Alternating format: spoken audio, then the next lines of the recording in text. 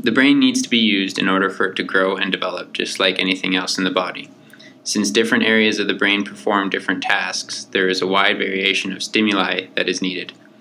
Children that are born deaf and receive no auditory stimuli, then nothing develops towards the auditory system and is often dedicated to something else, like processing visual information.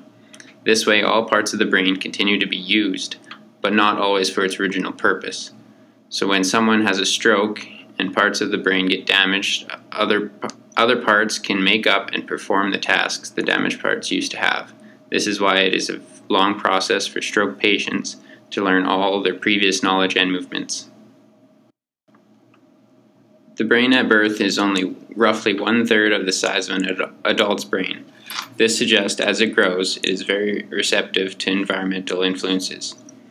Education is so important at this time because the brain is growing and developing in sequence with the learning throughout school.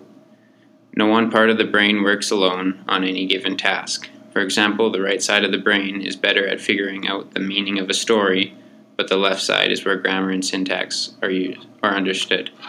So in order to read, both sides of the brain must work together. Therefore, a variety of learning methods changes and transforms all different areas of the brain.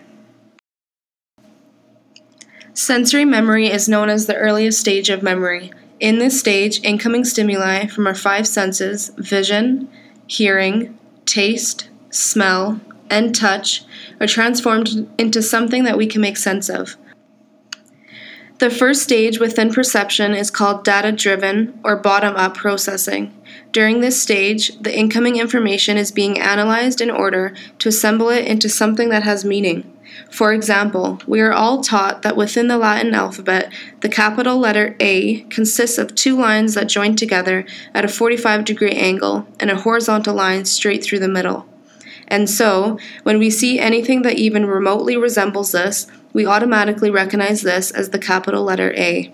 This is how we are all able to read other people's handwriting, because our brains pick that information up and quickly analyze it, and then assembles it into something meaningful for us. At the last stage of perception, the context of the situation, as well as our pre-existing knowledge, comes into play. In order for us to recognize different patterns right away, our brains take into account our pre-existing knowledge on whatever the information revolves around. In this case, our brain would take into account our pre-existing knowledge of letters and words. If someone didn't have a pre-existing knowledge of the Latin alphabet, then their brain would not recognize those markings as the capital letter A. Ultimately, what you have prior knowledge of also affects what it is that you can perceive around you. With an incredible amount of information constantly being processed by the sensory memory, it is no surprise that it is constantly at work. Our brains are only able to pay close attention to one cognitively demanding task at once. For example, have you ever experienced yourself or someone else looking for a street sign or a specific street address and you just had to turn down the music in your car?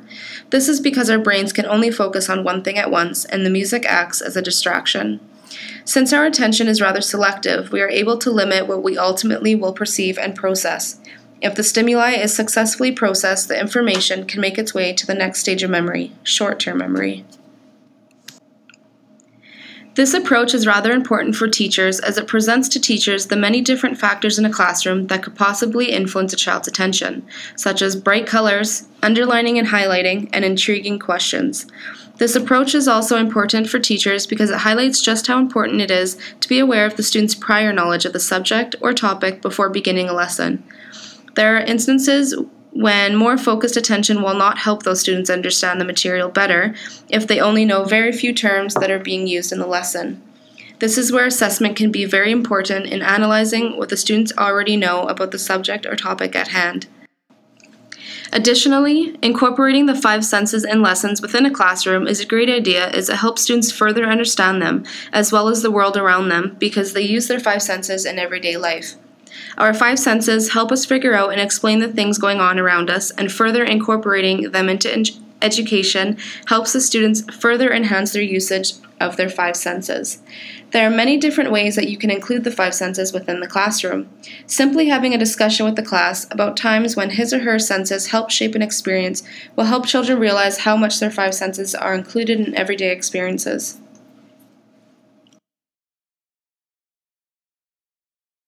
For this activity, all the teacher will need is a whiteboard marker, and a musical knowledge. In this lesson, the teacher is teaching a music class. Whether band or just basic music lesson, music teachers must always use their students' sensory memory to teach their concepts. In this particular lesson, notice the rhythmic pattern written on the board. By having this particular rhythm singled out for the students to see, it makes them use their sense of sight.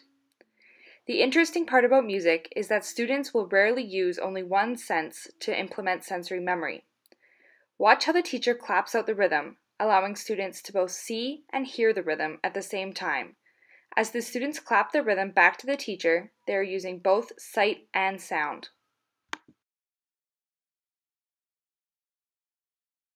In this activity, the only materials that the teacher will need is paper and a marker. The teacher will have 4 different sheets of paper with letters on them. The first paper will have 3 letters, the next paper will have 4 letters, the next paper will have 5 letters, and the last paper will have 6. The students will need to have paper and a pencil ready to go on their desk before beginning this activity. The teacher will then hold the first piece of paper up in front of the class for 2 seconds. After 2 seconds, the teacher will remove the paper from the student's view, and the students will then be asked to grab their pencil and write down the letters that they remember seeing on the paper. After 4 rounds, the students can share to the class or to a partner beside them how many letters they remembered in each round. The teacher will then explain to the children that the 9 letters were stored in their memory for a very short period of time. Since our memory in the sensory stage fades very quickly, only a few letters were processed in time to be moved into the second stage of memory, short-term memory. To fully understand long-term memory, you must first understand a bit about short-term or working memory. Working memory holds the information that is currently activated, such as the name of the person you met. Long-term memory holds the information that is well learned, such as your phone number or how to ride a bike. The capacity is unlimited, meaning that once information is stored in long-term memory, it can remain there permanently. Gaining access to information stored in long-term memory, however, can take both time and effort. Contained within long-term memory is something called declarative knowledge. It is knowledge that can be declared through words and symbols, such as dance or musical notation. Declarative knowledge is knowing that something is true, ranging from extremely specific facts to general facts, personal preferences, or rules. Next is procedural knowledge, knowing how to do something. An example is knowing how to tie your shoe. It is knowledge in action. This type of knowledge must be demonstrated. The student must act. For example, when faced with a fraction to divide, the student must divide the fraction correctly. That is the only way the student can represent procedural knowledge. Self-regulatory knowledge is knowing how to manage your learning, meaning knowing how and when to use your declarative and procedural knowledge. This type of knowledge is what makes you able to read every word in a book and is frequently a stumbling block for students. Self-regulatory knowledge can be difficult for the students who have the facts but don't know how to apply them in a situation. Most psychologists distinguish between 2 categories of long-term memory, explicit and implicit. Explicit memory is knowledge from long-term memory that can be recalled and is consciously considered. We are aware of these memories, and we know that we have remembered them. Implicit memory is knowledge that we are unaware of and cannot actively recall, but influences our actions and thoughts without our awareness. Both explicit and implicit memory are broken down further. Explicit memories can be either semantic or episodic. Semantic memory is memory for meaning, including words, facts, theories, and concepts. This is very important for school. These memories are not tied to particular experiences and are represented and stored as images or concepts. Within semantic memory lies propositions, images, and concepts. Propositions, or propositional network, are defined as the meaning and not the exact word or words that are stored. For example, we no longer need to think about the underlying grammatical structure underlying our sentences as we write them in our own language. Images are representations built on the structure or appearance of the information.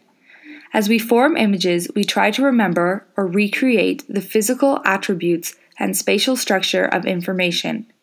For example, when we ask what is located behind the Tim Hortons in the PE building, most of you will look in your mind's eye to view the Tim Hortons and look beside it. To keep this in your memory, both propositional network and images are involved. Not only does your brain store the image of the Tim Hortons, but it also stores a propositional description of the image. Concept is a category used to group similar events, ideas, objects, or people. Episodic memory is memory that is tied to a particular place and time.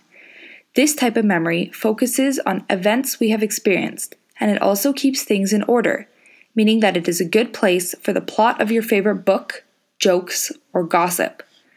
When you remember something from a particularly dramatic or emotional moment in your life, it is known as a flashbulb moment. These memories are vivid and complete. Due to stress levels, more glucose energy goes to fuel the brain. So when we have an emotional reaction, memories are stronger.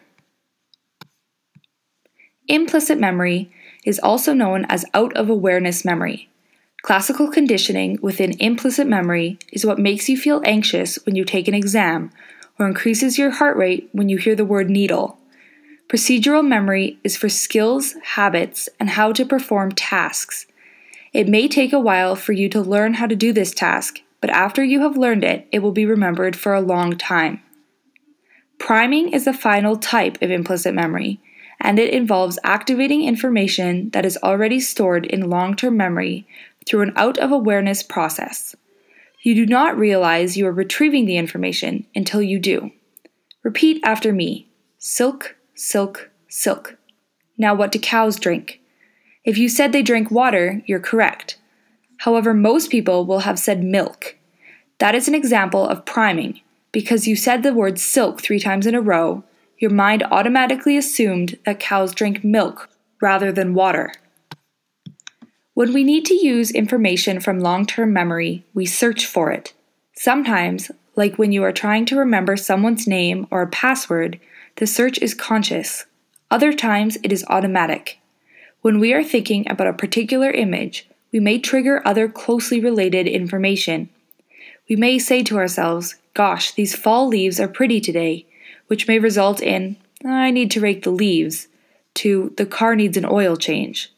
This is an example of how retrieval from long-term memory occurs partly through spreading one bit of knowledge to related areas.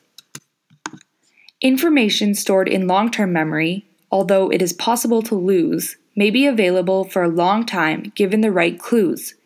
Teaching strategies that encourage student engagement and higher levels of initial learning are associated with longer retention.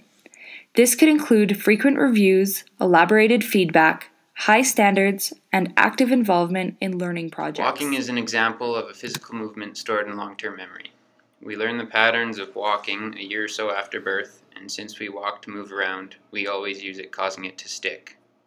The repetitive motion is one reason we don't need to think about the movement as we do it. Therefore, walking, and many memories like it is possible to do more than one thing at once with complete control over it.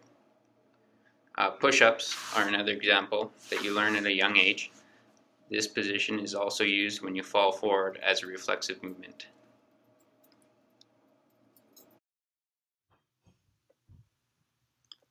This presentation was brought to you by Alex, Lindsay, and Cody.